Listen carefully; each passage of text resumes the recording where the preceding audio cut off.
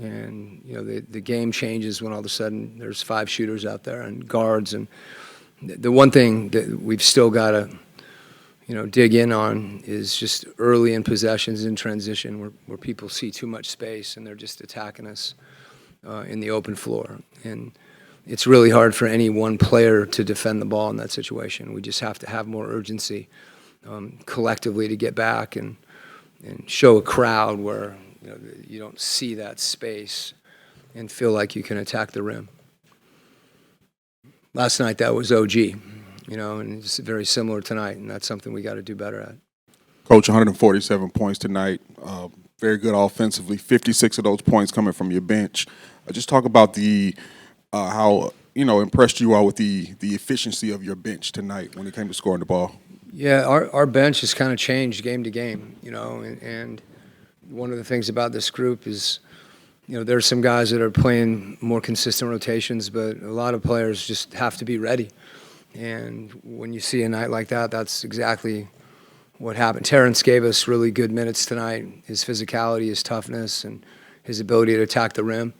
And we're going to end up finishing with multiple lineups. We're going to have different starting lineups, and we're going to have different lineups throughout the game based on matchups and who we're playing.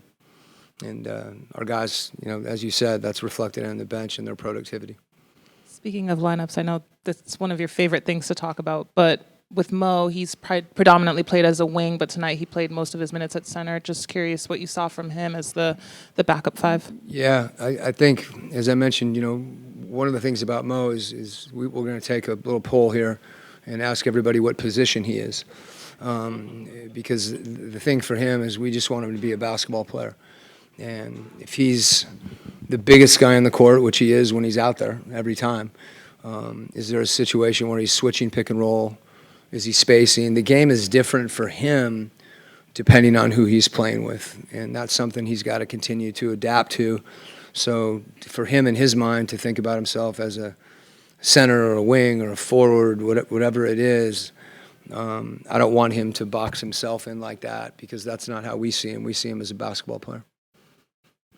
Coach, one more question about Mo, just more general. You don't want to ask about Zach? No. Okay. Not this time. You got tired of it in Charlotte, huh? Okay. What do you think about his progression throughout the season, and what is the biggest difference between last year, he was injured, and Mo, you're talking about? Yeah. Well, I think last year for Mo, he didn't play last year. I mean, this is basically his rookie year. And for him to spend the majority of the season, in the G League, and then all of a sudden be put in the situation he's in now, and really Dom as well. But in most case, this is his rookie year.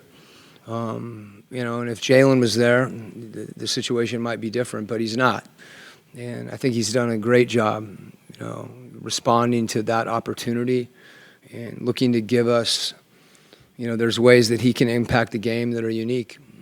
That's true of a lot of guys, but it stands out with Mo with his length and his size.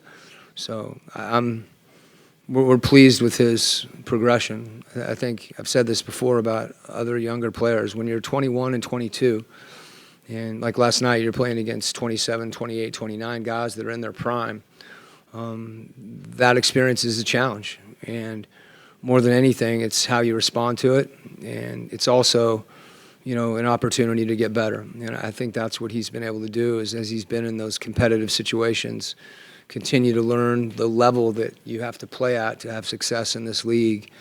It's a men's league. Coach, 4 games left, one of those being the last home game.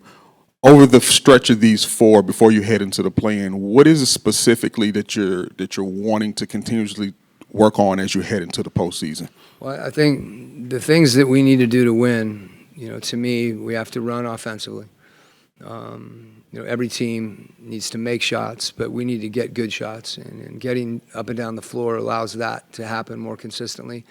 In order to do that, we have to defend and rebound. And, for us, a lot of times those situations, game plans are very important. Because of our opponents and oftentimes the matchups and a lot of things that go on that so I was executing in those situations and again, that's why I bring up the transition defense, because if we're not back and people are in the paint and in the rim, we don't even get a chance to guard in the half court. And, those things are so connected for us. If we foul, again, that's good defense, playing without fouling. Defensive rebounding, that's good defense, because those second chance points and the free throws make it harder for us to be efficient on offense. So those are a few of the things right there. And as I've said before, we got to take care of the basketball. Coach, big night for Onyeka Okongwu. He finished with the best plus-minus on the team. Could you speak to how he impacts the team when he's having nights like this? Yeah, the one thing about recently defined as, in the last couple months, he's been very consistent. And there's games when he's gotten more shots, hasn't gotten shots, made shots, not made shots. But the thing the consistency has been really with his focus on defense. And that's allowed him also positionally, because he's been solid.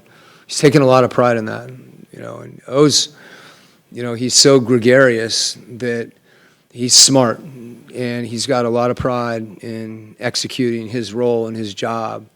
And that's one of the things that I think has really helped him. That's helped his ability, particularly to defensive rebound.